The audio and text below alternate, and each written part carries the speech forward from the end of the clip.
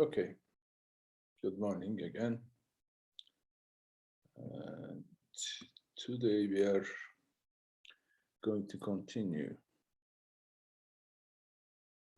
to our discussion about Enlightenment philosophy in general, and especially the German branch, represented by Kant and Hegel, and then, of course, Marx.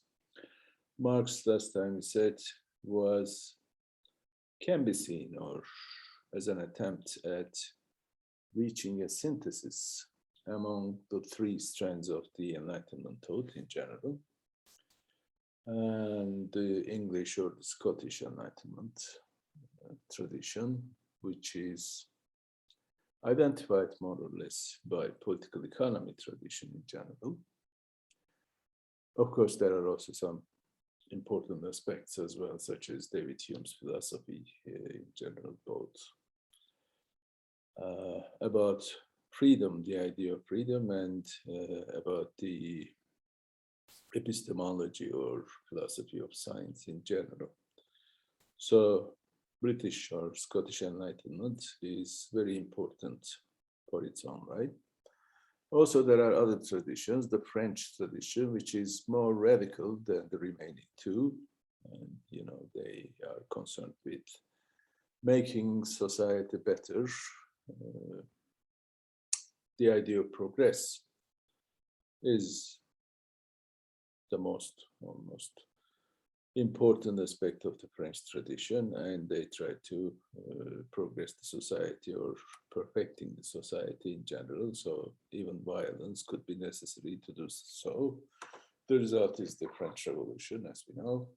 Of course, French Revolution is not the result of the Enlightenment philosophy, but Enlightenment philosophy, or the French brand, played an important role in the events leading to the French Revolution. And the last but not the least is the German tradition, represented by mostly Hegel, we could say. German tradition, according to Isaiah Berlin and Charles Taylor, can be dubbed as a kind of expressivism, or the tradition of expressivism. Last time we have been talking about the expressivist stuff, and okay, let me share this expressivist thing and maybe using this. Okay, expressivism, last time we talked, sees human nature as a whole. So the idea of totality is important, the totality of the society, totality of the world, totality of being, world of being in general, of course, totality of human beings or human nature in general. So life can be seen as the expression of human nature, and this human nature can be seen or should be seen as a single stream of life, like a model work of art. It's an artwork. Human being himself or herself is a work of art, and the artist is the person himself or herself, in which no part could be defined in abstraction from the others. So totality of the society is important. Human beings are social beings, so we can develop and realize our own potentialities only in the midst of a society. This is an idea emphasized by Hegel and also by Marx, as we know.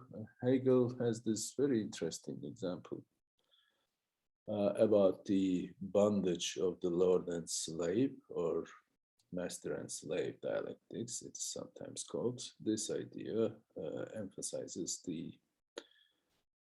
social character of individual in the sense that an individual cannot exist independently of the others. Especially, this is a kind of bondage. There are some strong parties, if you will, such as the class struggle. We can see that. Of course, class struggle idea did not exist in Hegel, but only in Marx. But the idea is close enough, I would say. But Hegel mostly talks about individuals, and he starts with a fictional, actually, example. There's a guy in the beginning, then this guy becomes the master, so master needs a slave, so two person comes together and get an interaction between each other, and one party represents the master, the other is the slave. But the interesting idea put forward by Hegel is that the master can only exist in his or her relationship, within his or her relationship with the slave.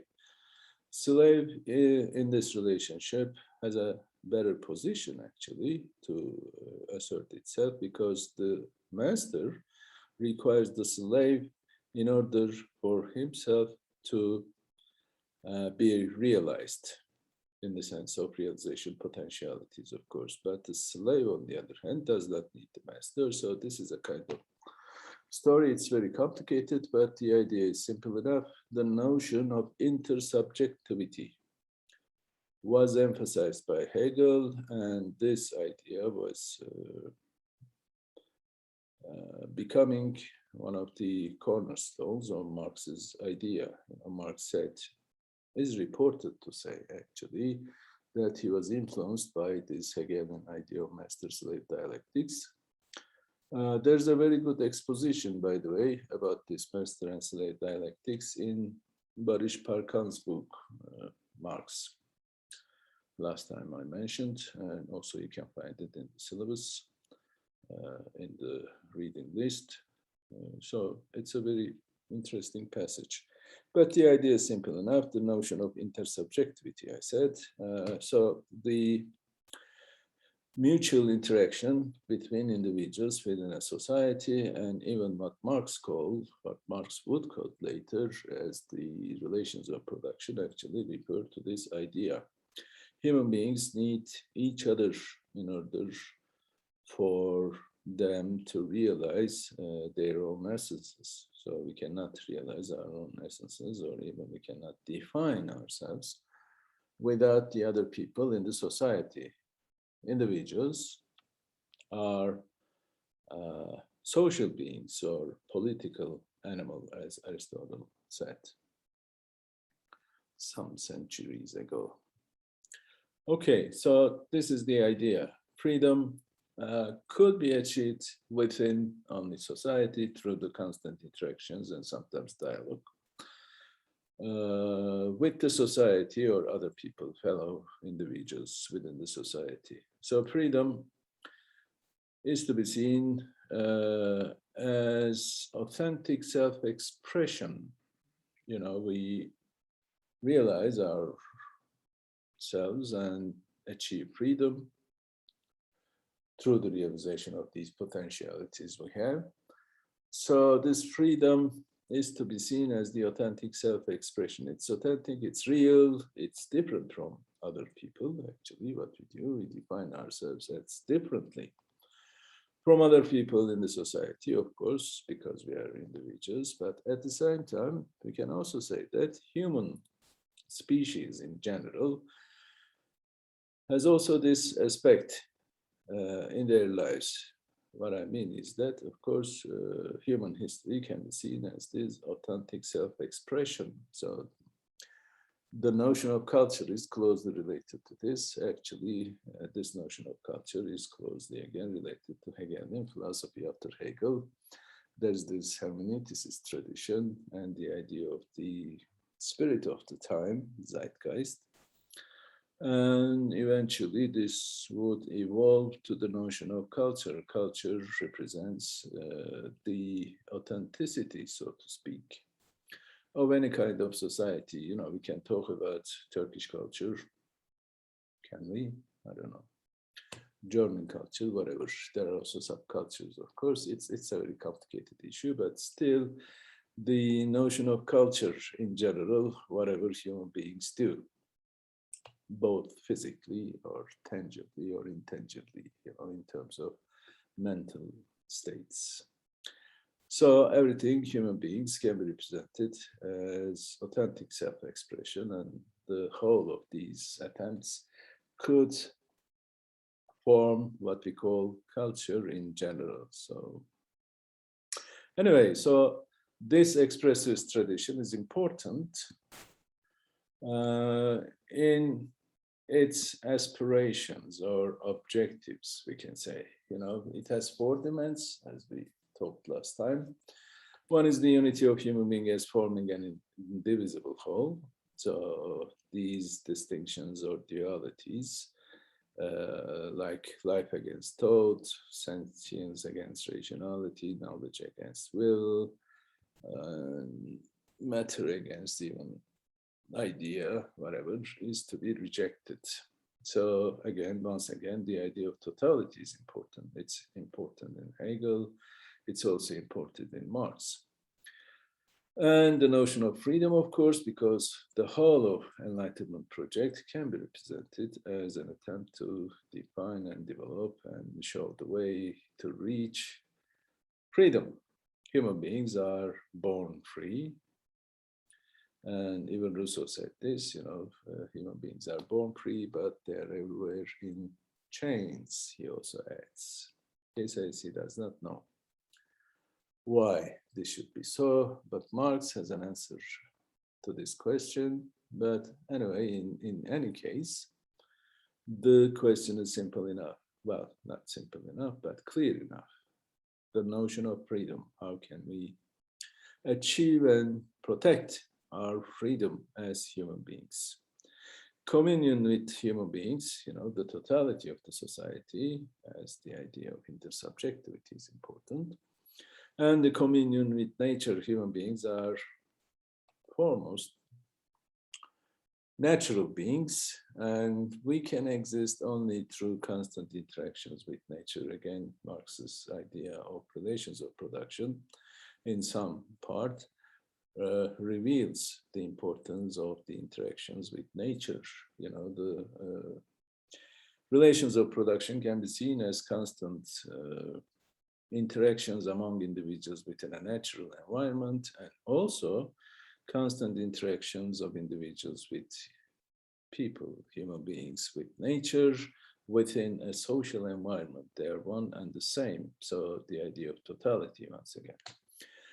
So if we achieve our human beings as a species, as members of a species, human species, of course, as we reach these aspirations, when these four demands are met, we can say that we are all free beings. So freedom can be seen as a kind of an objective, something to be achieved and also something to be protected. You know, in Marx, for example, again, Marx believes that human beings are born free.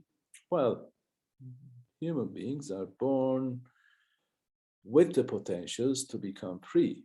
You know, this idea is similar maybe to the existentialist philosophy.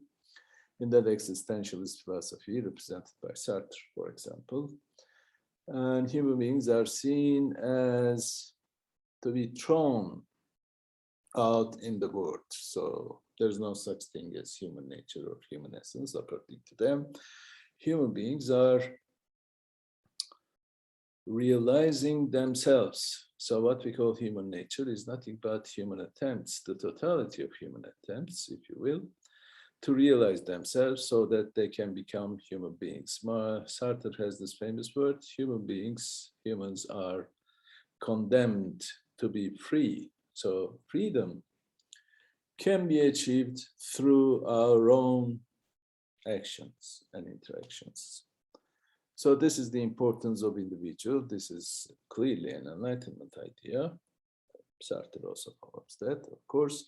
In his later life, for example, Sartre becomes a Marxist, and he argued that what existentialism argues is more or less similar or even the same with those of Marx.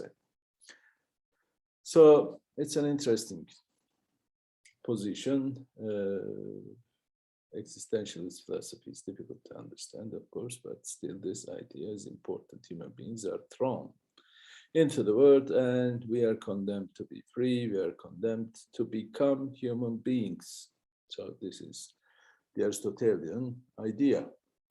We are to be realizing our own potentialities. We have to attempt at realizing our potentialities. Only by doing so, we can become human beings, full-fledged human beings, real human beings, authentic human beings, whatever you call it. So this is an important idea only also for Marx, I'm sorry.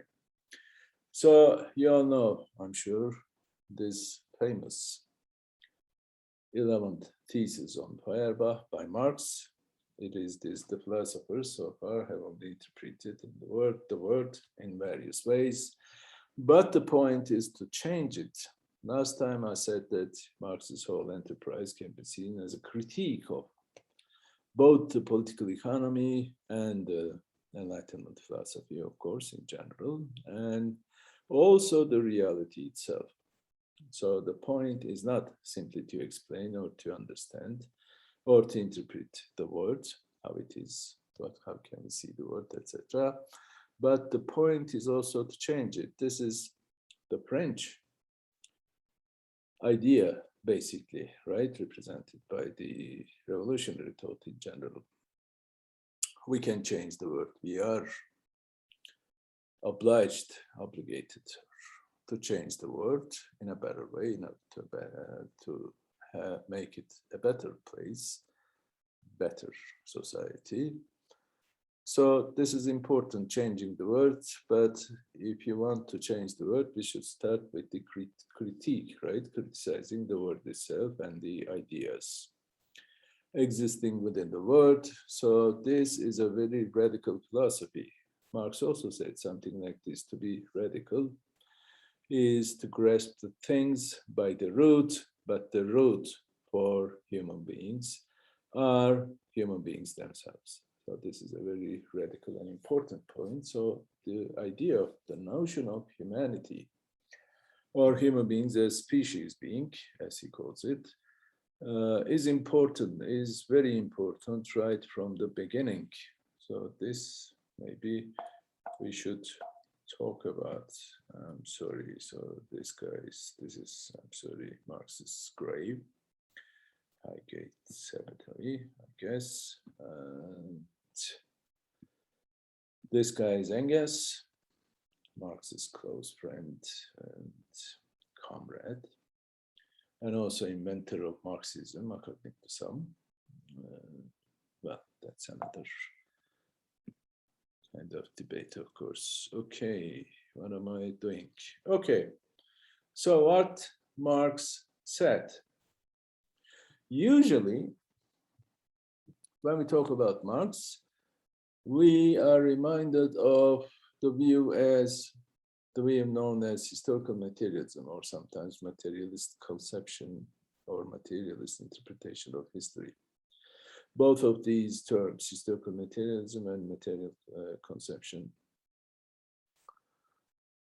material interpretation of history, belong to Engels, actually. Marx never said that, never used these terms, but the idea is fair enough to characterize what Marx says in general. And the most important passage that we can be reminded of when we are talking about historical materialism is this preface to Marx's book, A Contribution to the Critique of Political Economy. So the title is important. Again, it's a critique of political economy, but it's a book on political economy. It's about, you know, the formation of prices, values, etc. This is a very important book, I guess. I mean, usually we place greater emphasis on capital, Das Kapital, Marx's later book, but this little book, I mean, not little, maybe some like 150 pages or something like that, even longer than that, I guess. This is very important to understand the labor theory of value, because in this book, Marx explains what is labor theory of value and how can we achieve the knowledge of these value, etc., to a greater extent than what he did in Das Kapital. So But usually people read only this preface, the contribution of critique, and there are some important theses in this preface. This preface is like, I don't know, 3 pages long. And these theses constitute only like 1 page, actually like 3 paragraphs or something. But these are very powerful expressions to understand maybe what historical materialism is. First thesis is very simple. The economic base, he says, the relations of production appropriate to a given stage in the development of their material forces of production determines the legal and political structure and definite forms of social consciousness, which correspond to the economic structure of society. So we can see any society like a pyramid, if you will. At the base, we have this economic base formed by relations of production and forces of production. Forces of production represents the material forces of production, of course. They are like the resources, as we call it, as economists call it today, labor, land, capital, etc. The means of production in general, and also technology. These materials, forces of production, corresponding to these material processes of production are the relations of production. Relations of production are usually property relations and class relations, more or less. And private property, Das Kapital is about, or Marx's whole enterprise, or the critique of political economy is about the working of capitalism. So it's about capitalism, and capitalism is identified with private property. It is not the only system or the mode of production, as Marx would call it, that we encounter in the human history. There are different modes of production, starting with the slavery, ancient slavery, represented by ancient Greece and Roman societies. Of course, before slavery, there used to be a phase or a kind of society that could be called as primitive communism, in which there's no private property over the means of production. All means of production, all means that are used in the production process, belong to the society as a whole. We can only, as members of the society, we can only use these means, but we don't own that. But with the starting of private property, some people say that this is a historical example, but some others would like to believe that it's a kind of fictional type of society, primitive accumulation, primitive society or primitive communism. Well, that's a historical debate, of course. It does not concern us right now. But starting with ancient slavery, we can talk about the emergence and dominance of the private property or the means of production. And the first society identified by the private property is ancient slavery. Slaves are means of production, and they are owned by people, other people. And later came, in the Middle Ages, mostly throughout Europe, the feudal society, and with the emergence of capitalism in the 19th century, mostly. It starts to emerge in 12, 13, 14, whatever society, but with its extensive institutional structure emerged in the 19th century, mostly capitalism, identified again by the private property over the means of production. And this capitalism is the last private property societies or mode of production, according to Marx. There will be socialism, and finally communism is the end of change in human societies or human history. Again, for Marx, this would be communist society, would be real starting point of the real human history. Anyway, so the economic base, relations of production are important to understand society. And again, the second thesis is that the economic structure of society is independent of consciousness and will of individuals. This is the idea of materialism. Well, this type of materialism is not necessarily a type of philosophical materialism. Well, it's not idealism. Remember, since the beginning of philosophy, actually with Plato, we can say,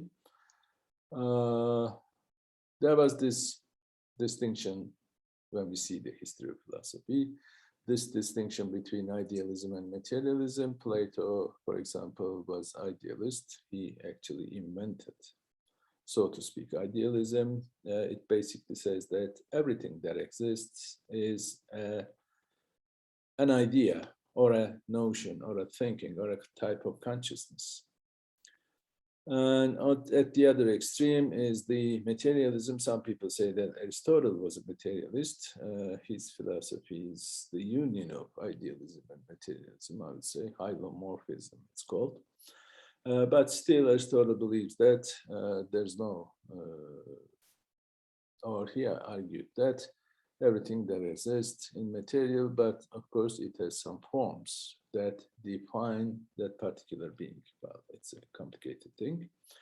And there is also in between another philosophical idea of dualism, mostly represented by Descartes, the French 16th, 17th century philosopher. And Descartes' philosophy argues that there are only two substances, matter and mind, or idea, whatever called, what you call idea, consciousness, mind. They designate more or less the same thing. We have, according to Descartes, a human can be characterized with the union by matter and idea, or matter and mind. But according to him, there's no interaction between matter and mind. They exist separate, and there's no interaction with them. It's like, our mind actually derives, so to speak. Our mind is the pilot of our body, and body is the material aspect, material existence of human beings, for example, or any being, any living being, I would say. And the mind is the steering or the driving entity. So at the one extreme, we have the idea, consciousness, and at the other extreme is the matter. So philosophically speaking, purely from a philosophical perspective or technical perspective, I would say, it's about the substance, the ultimate substance from which the world of existence is made. Everything that exists, according to Plato, is a form. We are all copies of the forms. He has this famous idea of the cave. You should remember that. We are like individuals who are chained within a cave and who are allowed to see only the wall of the cave. But from the mouth of the cave, there is this real world, and its shadows are reflected on the walls that we can see. So this world is like the copies of the real world of forms, real world of ideas, morph in Greek, morpheus, right? So the real existence is can be seen, must be seen actually as the world of forms of ideas, not this world. Everything material is simply a reflection or a copy, an imperfect copy of whatever exists in the world of forms. This is the notion of idealism in general. Hegel was also an idealist. His idealism is much more complicated than that of Plato's, of course, and also there is some interesting differences in Hegel's philosophy, differences from Plato's philosophy, but still, at the end of the day, in the last instance, sometimes people say, Marxists love this expression, by the way. In the last instance, Hegel's philosophy is an idealist philosophy. He posits this entity, this substance that he calls Geist, the spirit, which is a form of consciousness, but this form of consciousness does not have self-consciousness at the beginning, etc., etc. At the other extreme is the materialism idea. There's only one substance that forms the whole of reality, which is the matter itself. Marx believes in materialism in that sense, but some people also argue that, for example, E.K. Hunt, an important Marxist historian of economics at the same time, used to argue that Marx's philosophy can be seen as a form of dualism. There are two substances, one is the mind and the other is the matter. But unlike Descartes, of course, these two substances are in constant interaction with each other. So this is part and parcel of being human being at the same time, etc. So philosophically speaking, whether Marx's philosophy is materialism or not is not that important, maybe. But his materialism is a qualified materialism, I would say. Marx never says that there's only one substance, which is the matter itself, etc. But his materialism argues that, well, it starts from a very simple fact, actually, maybe, in order for us, for human beings to live, we need to eat. This is very simple and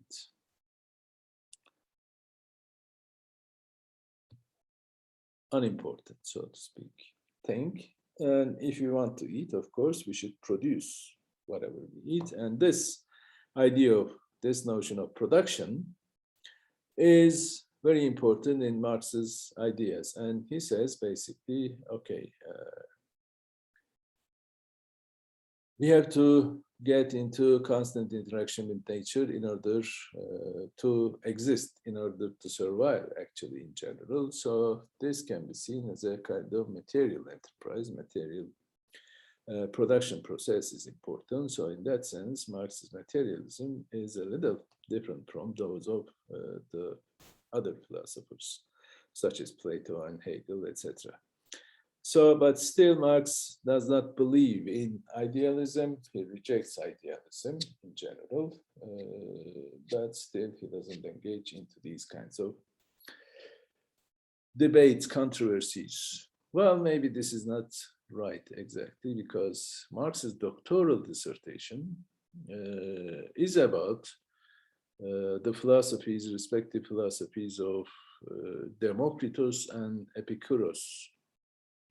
Epicurus was the hedonist philosopher, was the inventor of hedonism, so to speak. He argues that we should get pleasure from our own actions. We live for the sake of achieving pleasure in general, but Democritus, on the other hand, was a materialist, so to speak. He is known with his notion of atomism. He argues that there's only one substance, which are atoms. So he doesn't say that there's a unique and one substance in the reality that form the reality, but there are many substances, many atoms. This is a reflection of another debate within the Greek philosophy that is known as the one and the many. Some people, like Plato, argues that there's only one substance, but some other people, like Democritus here, argues that there are many substances. Even Leibniz, for example, the 17th century philosopher, argue that there are many substances, not just matter or mind, but there are many substances that he calls monads. There are almost infinite number of substances. Democritus has the same idea, but Marx actually discusses, in terms of comparisons between these philosophers, discusses the importance of free will, actually. Democritus argues that there's no such thing as free will, freedom, because the relations among the atoms are determined, and this determination does not allow any kind of chance or randomness, etc. So everything that exists in the world exists by necessity. That was the argument. But on the other hand, Epicurus argues that Epicurus gives some role to the notion of free will. And he argues that freedom of will is important, etc. So this can be connected to his hedonistic philosophy at the same time. Human beings are important and their free will in order to live and exist and even to realize their own potentialities. Of course, Epicurus does not have this notion. He lived before Aristotle, I guess. So Marx, interestingly, sides with Epicurus rather than Democritus. This notion, this controversy between freedom and necessity is very important in the German philosophical tradition in general.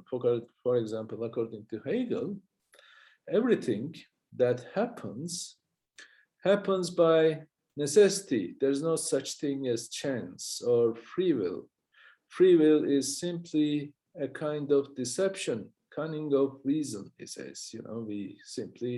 Our reason simply deceives ourselves. When we act, we'd like to think that our action is based on free will because we want them to happen. But according to Hegel, everything that happens, everything we do, everything we act, actually is a form of expression of the spirit in its struggle to realize itself, to achieve self-consciousness. So everything we do is simply something that would be beneficial to the spirit to realize its own essence, so to speak. So everything must occur by necessity, no chance at all, etc. In Marx, again, we have this understanding. Sometimes Marx talks about, for example, in the beginning, I'm sorry, in the preface or post-phase, whatever. In Das Kapital, he says that, for example, the laws of capitalism works by, they are necessary, but they work by necessity. And they work in iron necessities. That's his expression. So whatever happened in capitalism must happen by necessity. That was the idea. But at the same time, especially in his earlier work, he emphasized the importance of free will, like his doctoral dissertation I was talking about.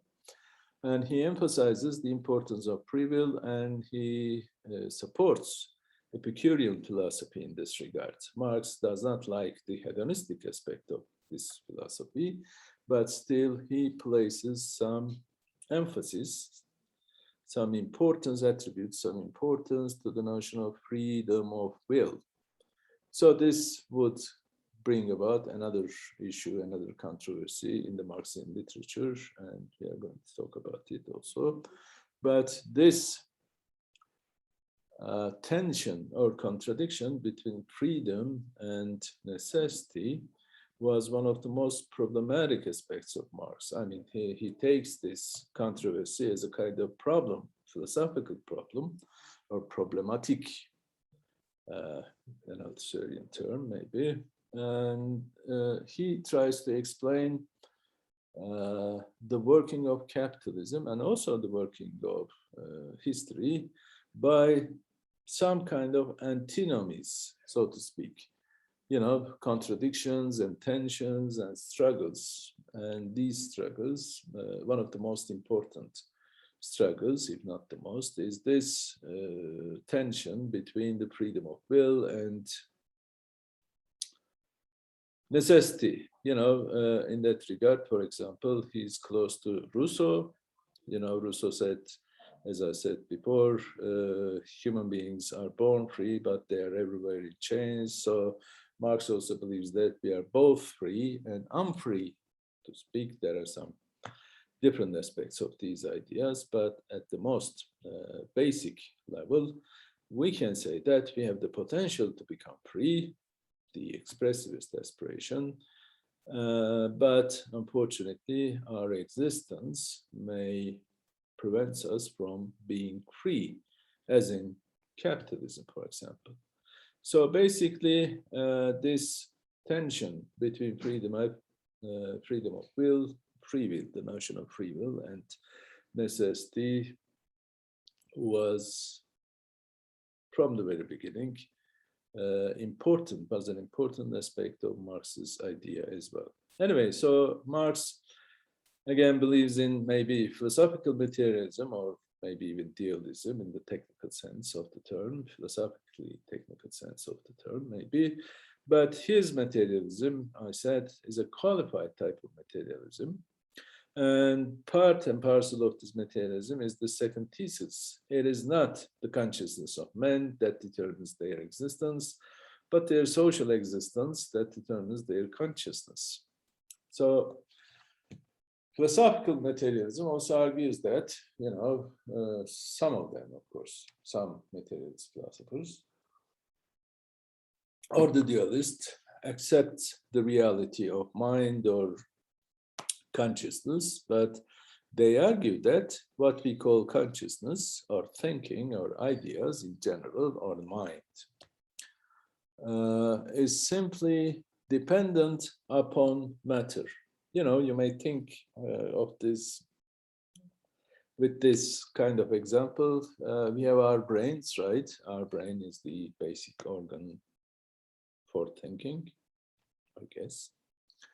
And our brain is a kind of matter, right? And what we call thinking, simply, for example, some interactions among our neurons, they say so, at least.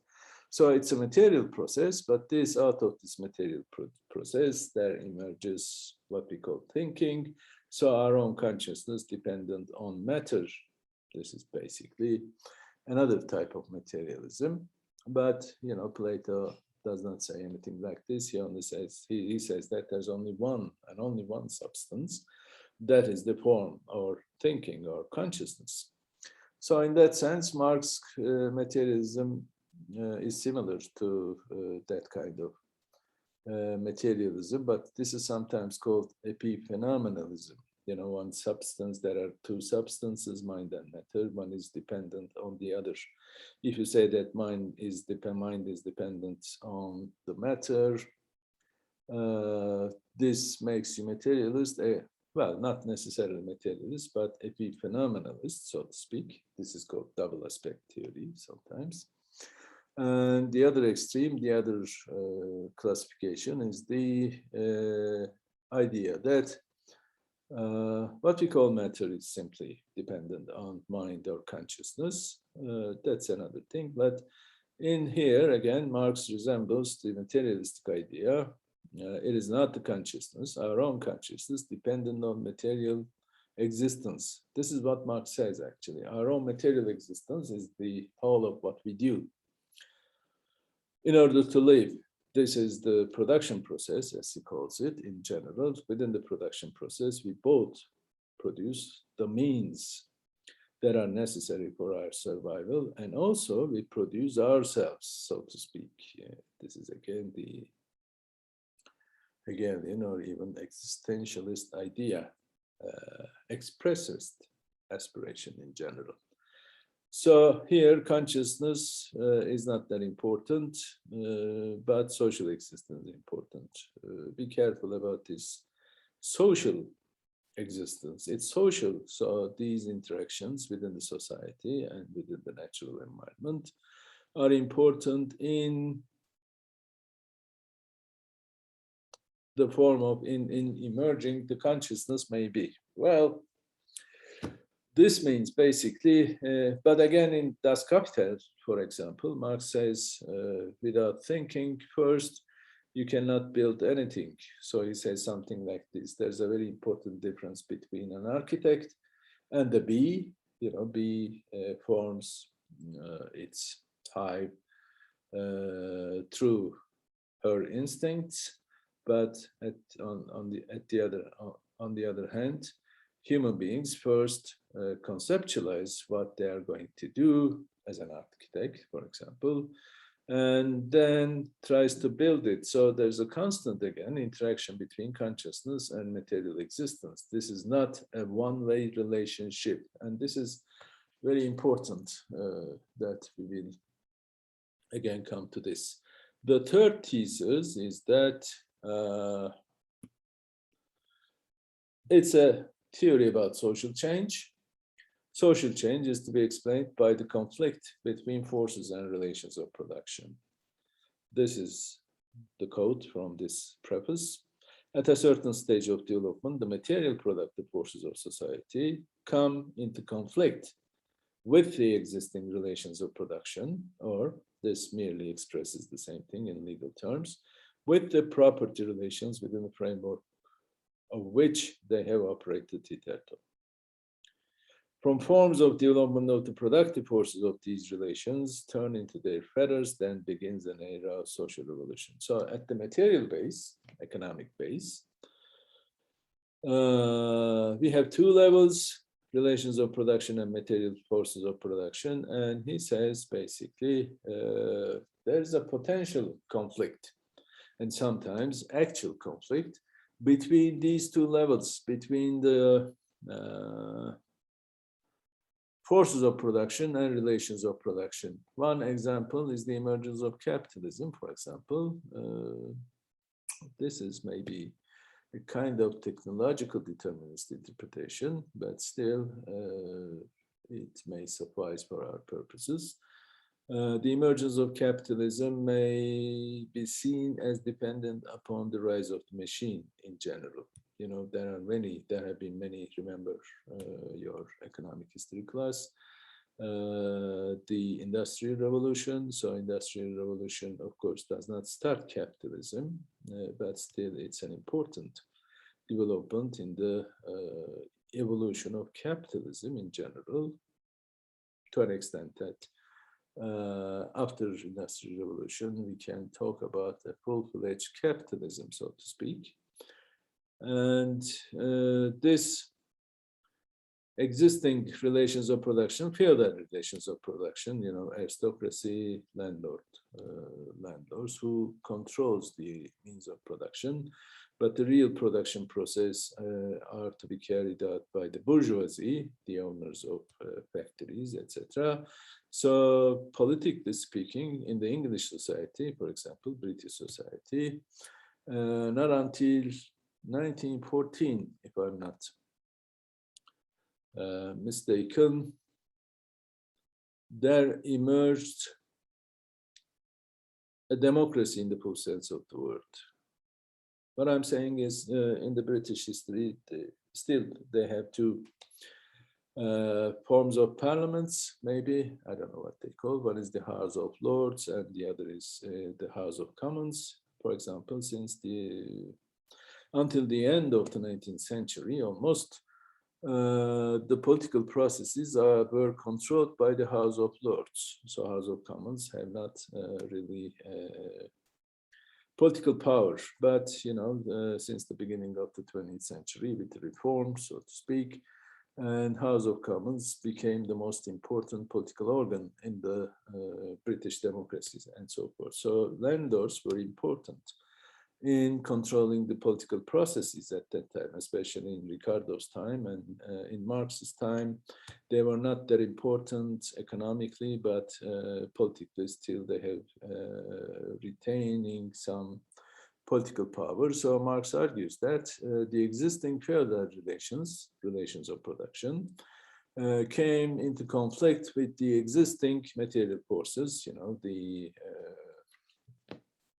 steam engine and the other technological inventions and the emergence of machines and so forth. So this conflict was inevitable, so there must have been a revolution. Of course, this revolution was the French Revolution can be represented as this. Even the British Revolution in the 17th century can be seen in this way. So at one time, the existing relations of production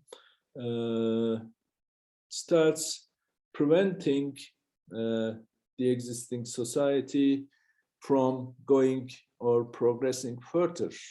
You know, capitalism was here as an economic system, but in the political system, we still have some kind of feudal institutions and organs. So this is a kind of conflict and even a contradiction. So these feudal political processes and organizations must be thrown out. So that was what he more or less basically means. And he also says that throughout human history, we see this, it's a recurring incidence. In the human history, at least European history, of course, there was this slavery. And within slavery, the class struggle became so intense that finally a new society had to be developed, which is the feudal society, and same happened to feudal society, etc. So this is a theory. These three theses.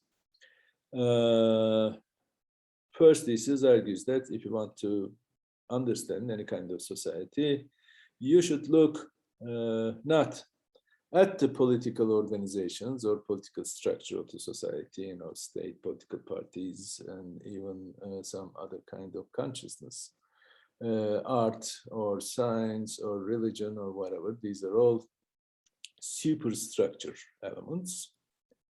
We should look at the economic base. So we have two different levels for the society.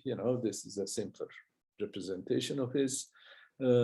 It's like a pyramid. At the very top, we have the social superstructure formed by religion, law, government, political processes. So if you want to understand any kind of society, this is not the place or the level that you should look at, but you should look at the economic base. Economic base is formed by these two levels, actually.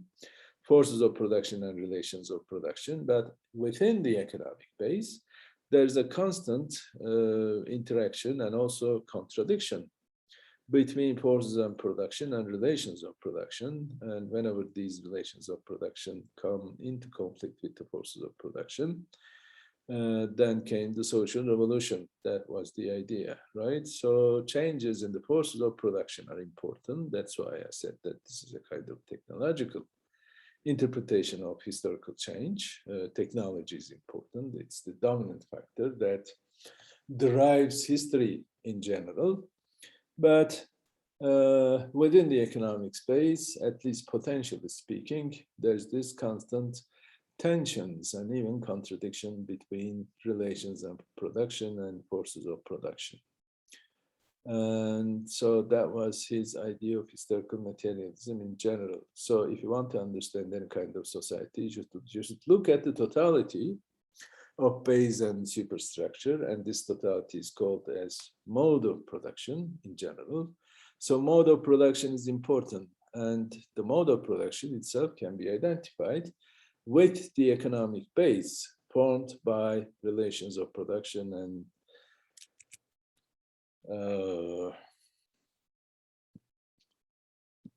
forces of production. Well, maybe we should stop here, right? And have a break, I guess.